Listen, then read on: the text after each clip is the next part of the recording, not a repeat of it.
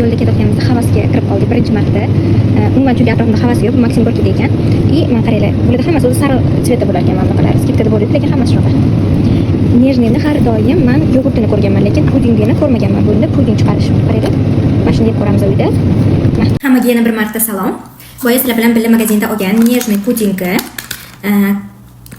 nejniy pudingni karamellisini yeb ko'raman. Yeb ko'rdim ham, ochdim ikkinchisini. Mana sizlar bilan hozir yana bir marta yeb ko'ramiz. Mana bunaqa rangda, bejeviy, och, xuddi varyonoy sgushyonkani manniy krupa bilan aralashtirganini mazasi keldi, to'g'risini aytsam. Shunaqa, kim agar karamellini yaxshi ko'rsa yeyish mumkin, lekin men faqatgina mana shu nejniyni yogurt bo'lgani uchun, lekin pudingi ham chiqibdi deb qiziq qaramdan yeb ko'rdim, lekin men karamelda hech nimani unaqa sevib iste'mol qila olmayman, to'g'risini aytganda. Ovqatlarni yomon ko'rdim deb bo'lmaydi, o'shaning uchun meni tabimga ko'ra emas karamelni, xullas.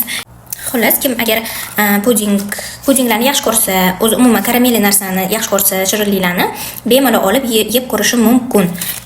Chunki mazasi приторный emas, слишком shirin emas.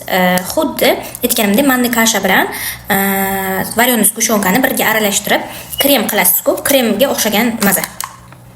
Shunaqa. Agar kimga yoqsa, bemalol karamelli narsalarni olib iste'mol qilishingiz mumkin.